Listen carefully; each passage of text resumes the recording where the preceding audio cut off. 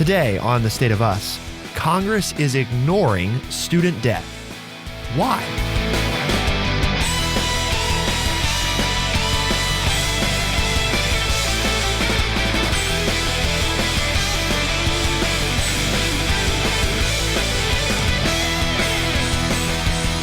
I think we need to get Lance an air guitar so that he can just play the opening himself. I think that'd be fun.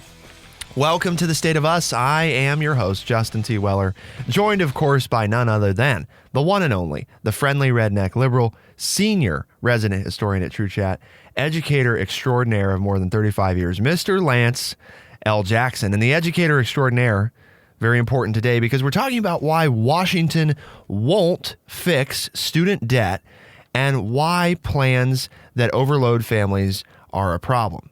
Lawmakers know that the federal PLUS loans burden millions of parents and graduate degree earners with balances they cannot afford, yet Congress repeatedly punts on changing the programs.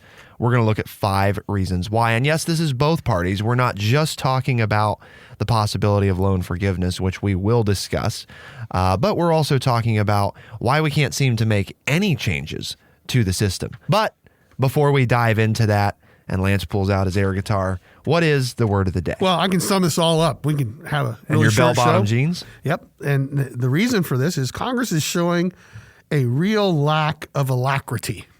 Alacrity. Alacrity is the word of the day, folks. And if you're not familiar with that word, what's Congress not doing? Well, alacrity is a 4-syllable word, A-L-A-C-R-I-T-Y,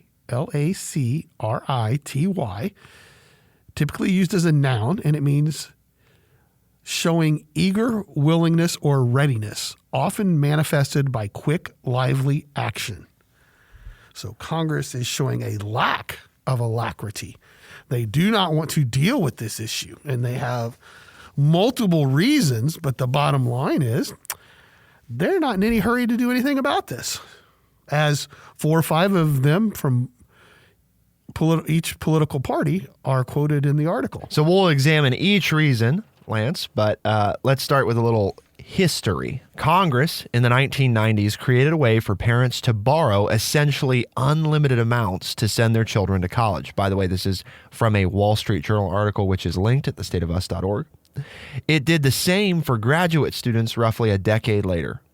For undergraduate debt, the government imposes a dollar limit.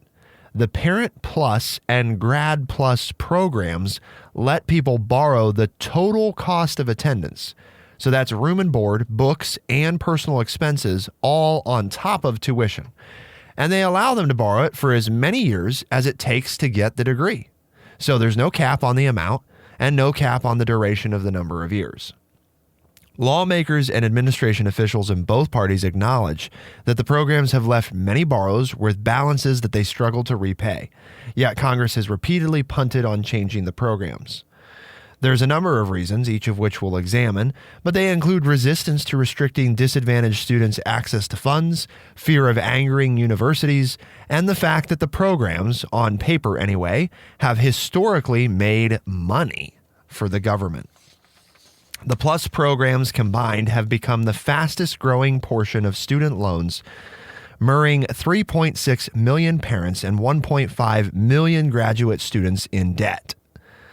PLUS loans made up about 12% of the outstanding $1.6 trillion in federal student loans as of June 30th, but roughly 26% of the $78 billion in new loans in the academic year that ended then, according to a Wall Street Journal analysis. The interest rates at 6.28% for new loans this year are significantly higher than for other federal student loans. So that's a little bit of your back history there, Lance. So we're going to let people borrow, parents and graduates. They can borrow basically any amount they want for as long as they need to get through college. So for all expenses, right? Not just tuition. Sounds like a great deal. You just want to get me started, don't you? Unless, of course, Congress didn't actually intend this program to be used by people that might, I'll be careful here, need the money. And what do I mean by that? Well, you see, the program, this particular program, the PLUS program for parents and graduate students, was really not geared toward those less fortunate individuals. It wasn't geared toward those people that don't have a lot of money. In fact, it was geared toward the opposite, right? It was designed for people, parents, who might need more liquidity and who might say, well, I have the money, but do I really want to divest my investments to do that when I can get loans over here to do it? And instead what's happened, Lance, is while some people have used it in that manner, there's lots of people, because there was no restriction, who are low-income people who have borrowed this money and now are facing mountains and mountains of debt that are darn near impossible to climb out of. The idea and the concept, I guess, is okay. As someone who's helped put 2 daughters through school, you look at, here's what the tuition is. And if you've never, if you're first generation going to college, you're like, that's okay. We have to come up with that money. But to the point of the PLUS loans, it's also helping you cover all those other expenses that aren't talked about when you start applying to schools, the room and board portion and the cost of just having a student in college, paying for the food and you say, wait a minute, they got room and board, they get fed. Well, yeah, they don't have pizza money and, everything else. And there are a lot of costs that go into being a student at a university. And so that plus is, you can borrow all of that. And that sounds good. And I guess, but the bottom line here for me is, as people are asking for this, and there are some valid reasons, okay? One of them you're going to bring up about the cost of college when adjusted for inflation over the last 40 years. Am I going to bring that up? I've heard. Okay. I've heard about from my daughters, and and it is a real thing, okay? But I have a real problem with people who say, well, but the government was going to give me this money, so I borrowed it because I didn't want to have to change my lifestyle just because my kids went to school. Excuse me? And now you're going to complain that you have to pay it back? I have a real hard time with that. Students, I understand a little bit more.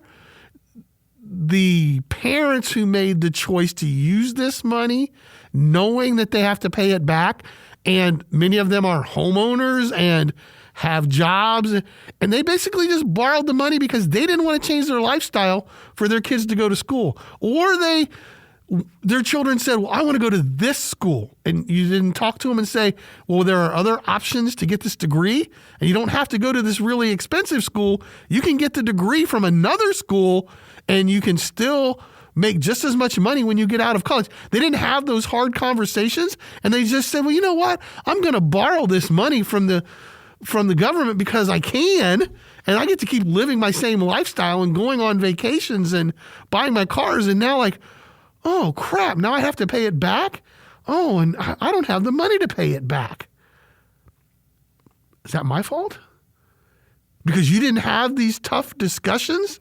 It's not fair though, Lance. It's not fair. I'm so sick and tired it's of not, that phrase. It's not fair. It's not fair. I despise that phrase. It's not fair. I have a lot of alacrity when it comes to attacking that phrase. Yes. Okay. I am very eager to attack no shortage of alacrity. Anyone or any person, thing that says it's not fair. There are lots of things that aren't fair. Whoever told you any part of being on this planet is fair, that there's any fairness involved? Been alive a long time. Nobody's ever told me this was all going to be fair. Ladies and gentlemen, your friendly redneck liberal. There he is. So I do want to mention a couple things because I think Lance has touched on them. There are things that I think cause some consternation on this. And I have a lot of alacrity to make sure that people understand these important concepts, which I think are part of how we come into this on different sides. One is a privilege versus a right, okay? If you have the right to something, then I think discussing fairness, makes a little more sense. If it's simply a privilege, then why are we talking about if it's fair or not? And I guess the point here is this also goes hand in hand with the other thing I wrote down, which is the need, triple underlining need, the need for college, the expectation for college. Okay, because I think these two things go hand in hand. We have a problem in society. College, generally speaking, right? You do not have a right to go to college. You have the privilege of going to college. However, as a society, we have communicated that for X amount of professional jobs, for a certain parameter of professional jobs, you cannot have those jobs if you do not get the requisite education. And in fact, I think we would go so far as to say that if you're in the top 20 of your class at your high school, it is expected. There is little question that you will be going to college. Now, what are you going to do? Well, I don't know. Well, but you're going to college. That's what's happening. I think, though, there is a discussion in our society, and it has changed in the last 40 years, that college should be a right. I think we're in the middle of that debate. And so I think I understand what you're saying, and it's something I've heard you say before, but I think we are now more and more pushing to the fact that college should be a right, not an option. I agree, and I think that's part of where the consternation comes in. Is it is not at the moment, it is not per se a right. However, as a society, again, we've said in many cases, you have to have this. You have to do this. You must. Not, you can. It's no, you're expected, I think that was and I don't think it was undue pressure from my parents, but probably from about the time I was 12 or 14, like it was clear to me that my teachers and people at school and my parents and family, like it was just, that's what happens. Like you're going to college. Like that's just how it's going to be, and I think societally speaking, that's not at all an unusual thing. That is increasingly, to Lance's point, that is an increasingly common, which then leads us to believe, well, if this is something that I'm just naturally going to be doing, it must be a right. It must be something that, we all have an obligation to do. When in fact, again, obviously that is not reality, but that is, I think, an area where a lot of this angst comes into play, which leads to why there's these different problems with changing it in Congress. Because people think they need it, and at the moment, changing it's going to upset, you're going to upset somebody. A large group of somebodies are going to be upset based on how you change it, and that's what we're going to look at. So keep it here on The State of Us, and we'll be right back.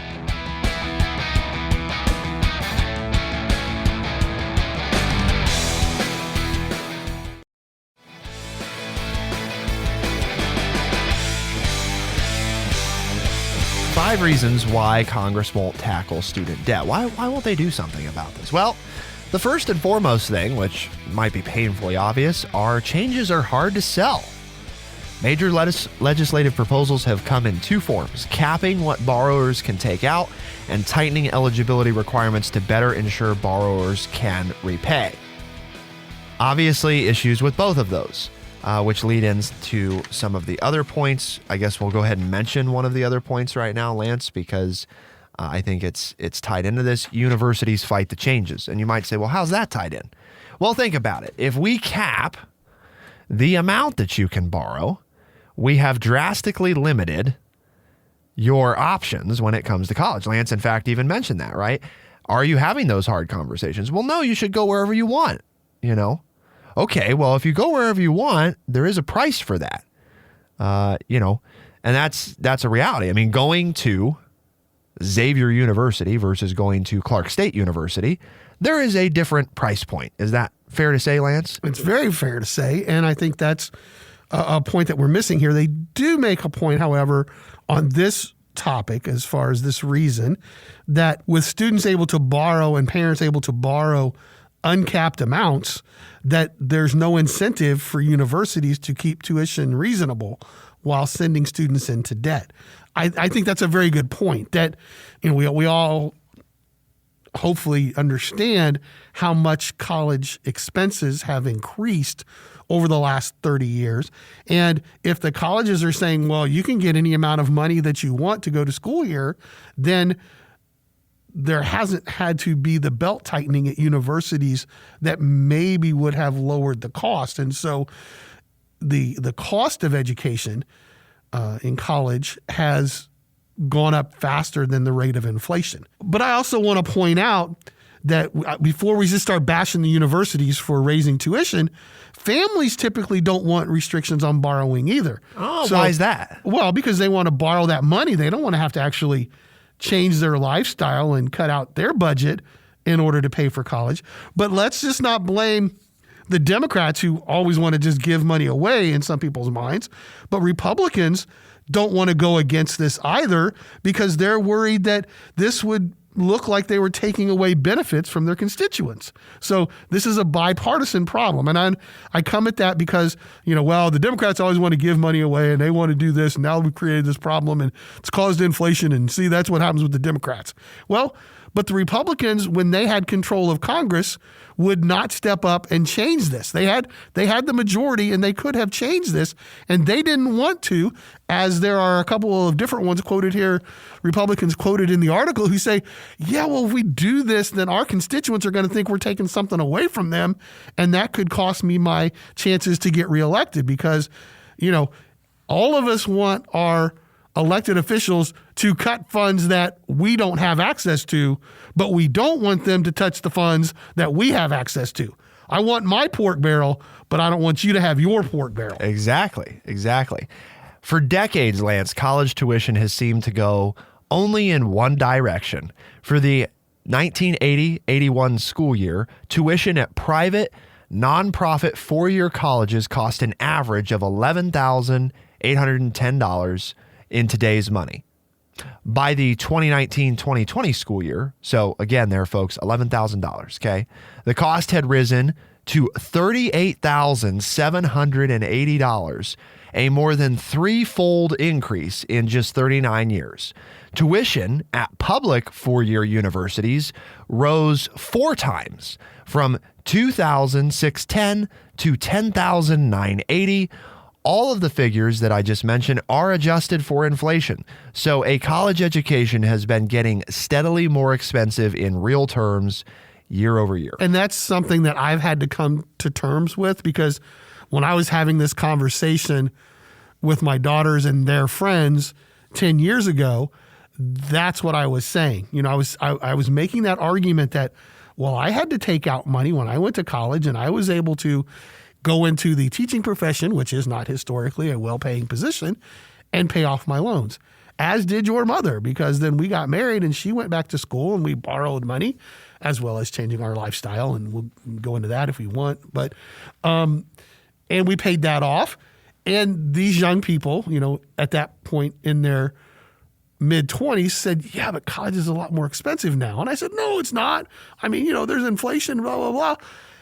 But in the last 5 years, they've done the studies, and these young people were correct that the cost of going to college is much greater now than in real dollars than it was when those of us were going to school back in the 70s and the 80s. So number one, right, of the five reasons Congress isn't doing this, or changes are hard to sell.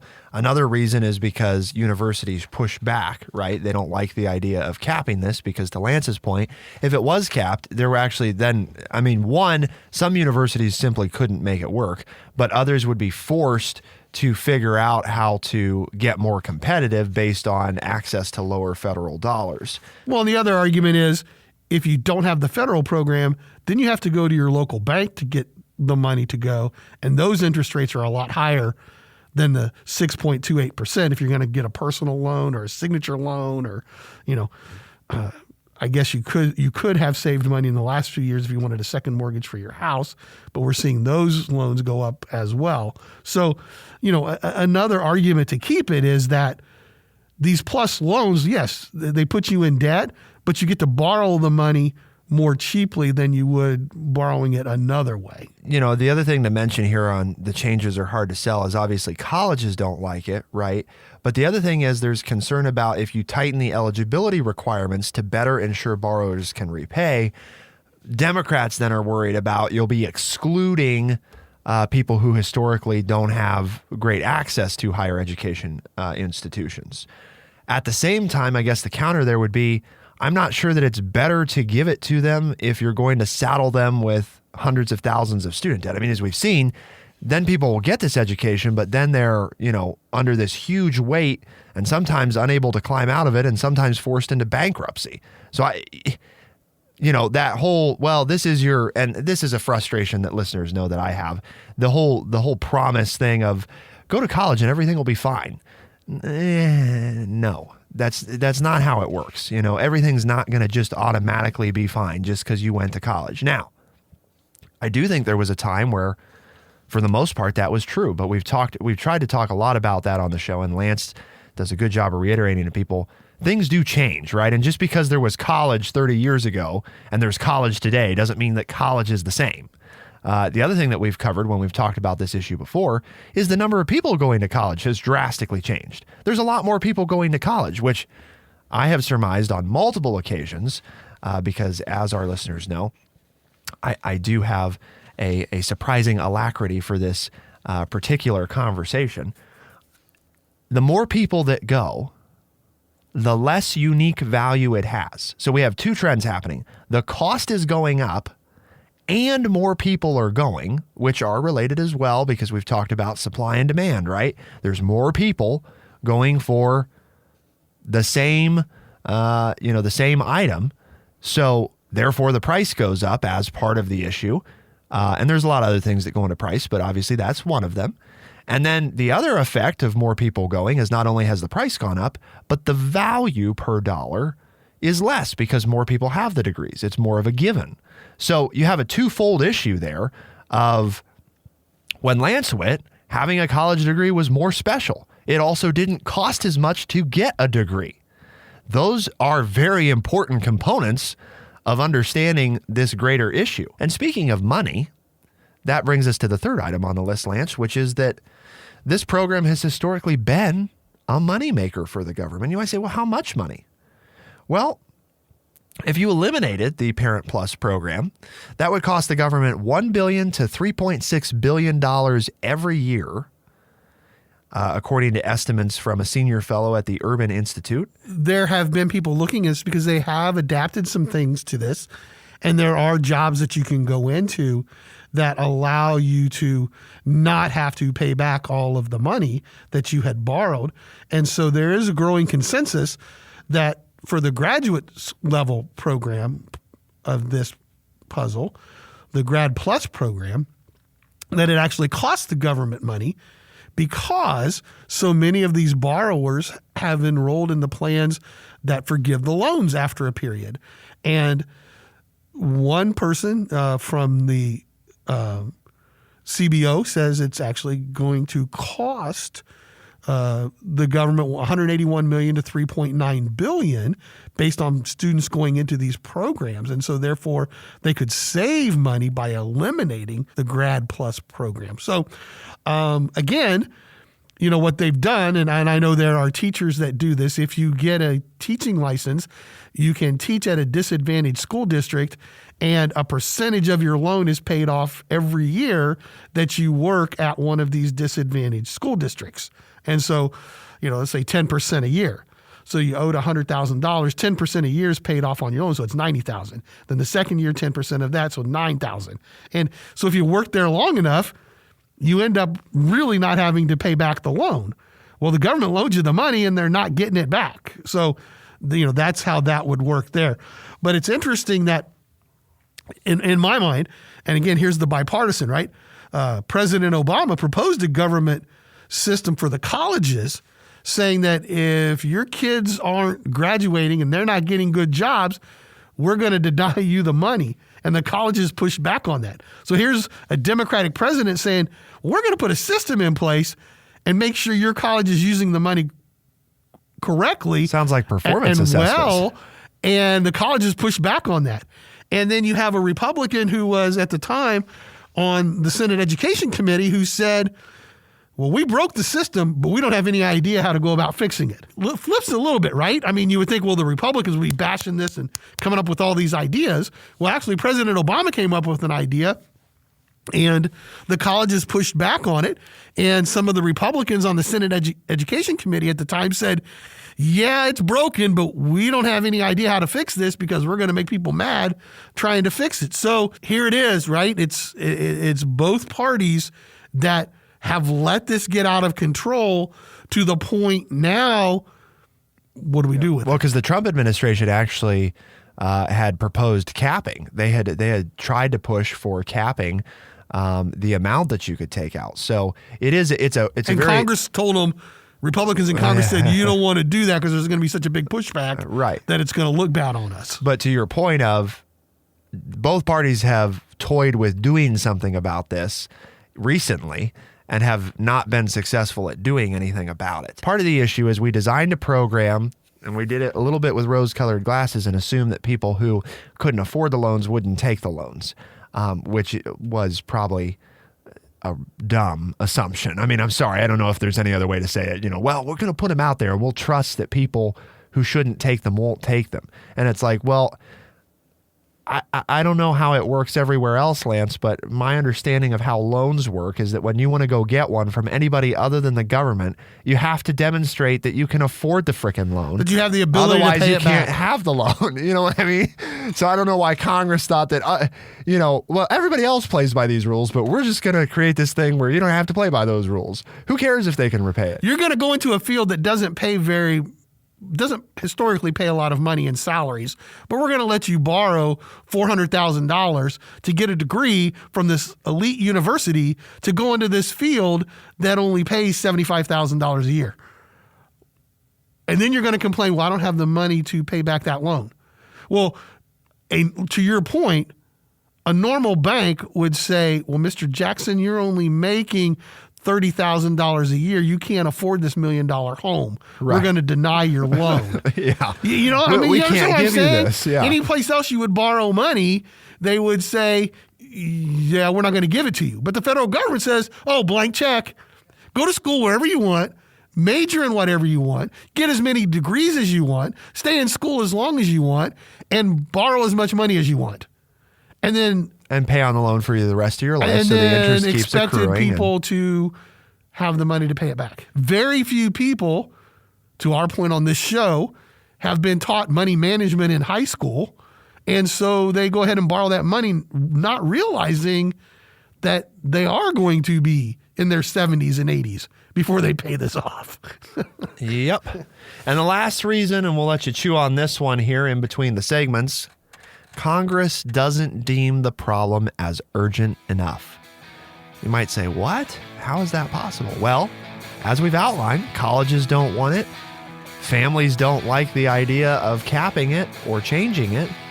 And so, Congress is like, well, why would we change this? So most of the plans have focused around forgiveness and have not focused around actually fixing the system.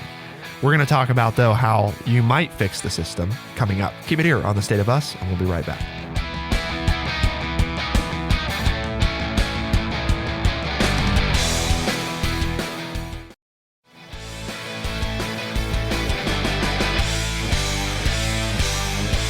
Congress doesn't want to fix the problem because it's they look at it, it's hard to fix without upsetting a lot of people. I guess I would say, frankly, it's your job to fix it. So you should fix it. Sometimes you got to make hard choices. I don't know what to tell you. Well, I guess they don't. I mean, they're choosing not to make hard choices. So I guess they don't have to. And they're getting elected. Right. But they should. I mean, they should have to make hard choices about this. At a minimum, Lance, I would say, because there's two things here. There's the system itself, right? This component, this loan program component. And then there's the larger issue, and the larger issue is of more interest to me, but just to address the system first. I mean, one thing that I would immediately put in place if it was up to me was we would absolutely have some requirements for determining if you're actually going to be able to repay this loan. Now you might say, well, okay, but low income people, right? You're going to be, no, I didn't say how we're going to determine it. I said that we're going to have some requirements for determining it. And I think one of those is on your future job earning potential. Well, that's not fair. You're making me decide That's right. You're making me decide when I'm 18 years old what I'm going to major in. And studies show that I'm going to change my major 4 times while I'm in school. So everybody's going to say, well, I'm going to be a doctor. Well, then I can borrow more money. Right. So that's not fair, because you're saying because I say I'm going to go into social work, you're not going to let me borrow as much money, but somebody else says they're going to go into engineering and they get to borrow more money. Well, that's not fair. You're right. It's not fair. But it's better for you. And here's the irony, right? Sometimes it's not fair, but it's the right thing. And you say, well, how can that be possible? Well, is it, again, in that scenario that Lance mentioned before, is it right if you're going to make $70,000 or $80,000 a year for the government to allow you to take on $400,000 of debt? Is that right? Well, and if you're saying, well, I hope you not. guys are just pulling numbers out of your head. No. Read the article. There are a number of anecdotal stories here where that's exactly the scenario that's occurred, that there are students that are in that shape. There are parents of students who are in that kind of shape. So we didn't pull those numbers out of our hat to make our point, folks. These are real life stories that are in the article that you can read it. Okay. And Congress is saying, to Justin's point, we have other things to talk about, and it's not an easy answer. And so, we're just going to push it down the road. And obviously, folks, when you do that with a problem, it just gets worse. The other thing is, I think this eligibility thing, Lance, helps fix the equation, because one of the things the article points out, and some of what that example is based on, is orthodontists, okay? They're one of those fields that has an inordinate, a real imbalance in what you can make as an orthodontist relative to what you have to pay to become one. And again, putting this in place is going to say, well, it's going to be harder for people to become orthodontists. Okay, but what is the subsequent effect of that? 2 things. One, there will be less orthodontists, so the industry is going to be motivated to tell colleges, we have to figure out how to make this more affordable, because obviously the cost is too high. Instead of what we have right now, which is the industry's not pushing that very much, because why? The colleges don't need to change it because they can make a lot of money on this. Who cares? Who cares if you can repay it? We don't care, the college, and the industry doesn't care, because we've all had to go through that. So who cares? Who cares other than you, who's going to get stuck having to repay it? So again, I'm sorry, but I don't think that, I don't care what income background you come from. I don't think that if you can only make $70,000 or $80,000 a year, we ought to give you $300,000-$400,000 a year. But here's the other piece, and you're talking about future workers. There's also anecdotal evidence here that there's an example of a parent here who works a full-time job. They make $45,000 a year. And the Parent Plus program allowed them to borrow $126,000 at the age of 62 to send their kids, their daughter, to school. And it's like, wait a minute. So we're saddling the old now with the debt as well. But to your point, if she were to walk in and ask for a bank loan to purchase something at that point, at that interest rate that she would have to pay off until she was 82, the bank manager would probably look at her with great alacrity and say, I don't think we're going to, I'm not give sure you we can, this I'm money. not sure we can help you whatsoever. So, but to the point, who should have alacrity towards this problem, and that is the government.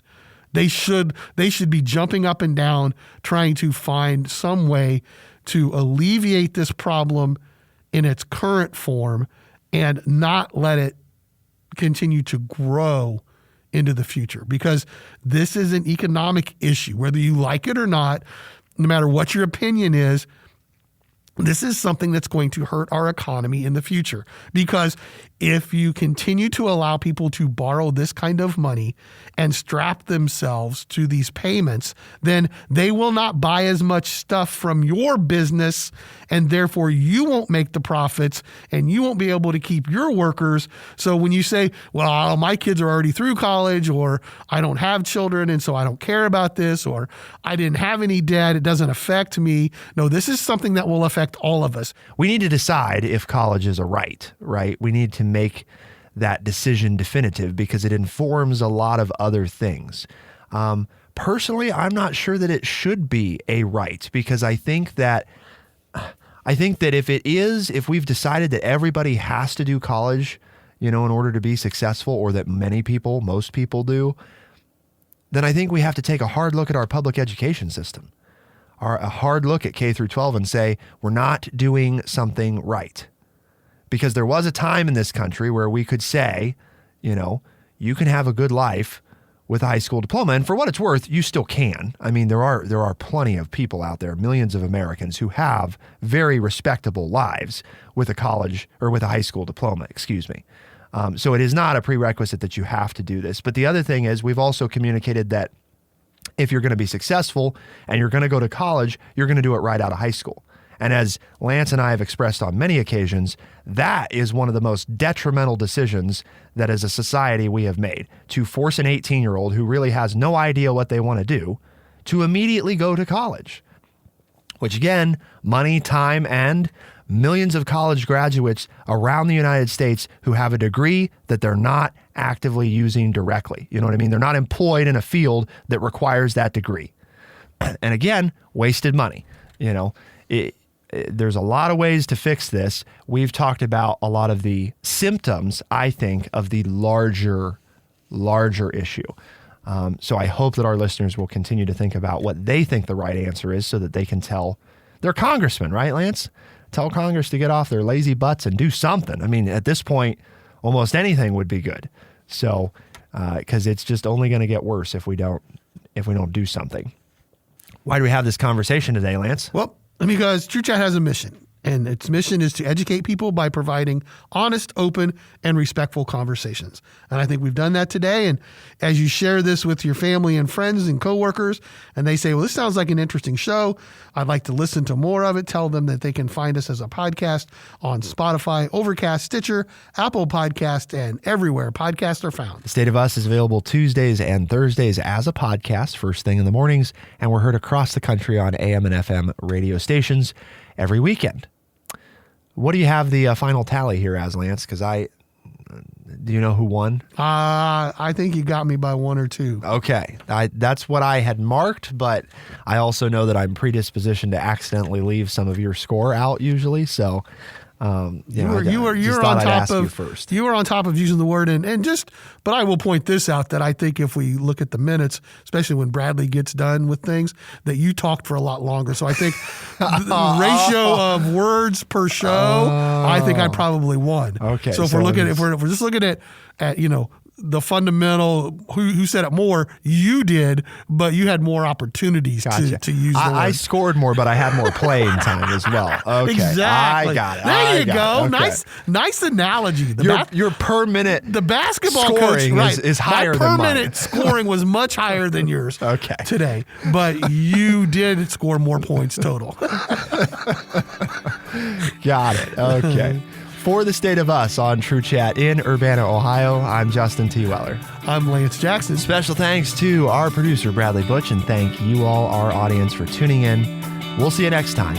Be the change.